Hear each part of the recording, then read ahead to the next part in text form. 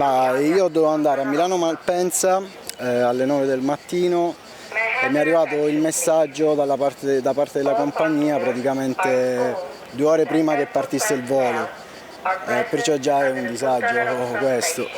Adesso qui ci hanno comunicato che per alcune persone c'è la possibilità di essere dirottati su Trapani o su Palermo per chi riceverà il messaggio dalla compagnia, mentre per altre non sarà possibile. Io sono rientrato in questa cerchia, diciamo che non è possibile, perciò dovrò aspettare che riaprirà l'aeroporto di Catania o se no prendere un altro volo da Palermo o da Trapani, ma probabilmente non oggi.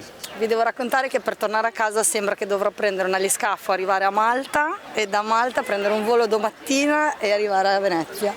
Perché i voli a Palermo li hanno aumentati di delle cifre assurde, tipo a 600-700 euro.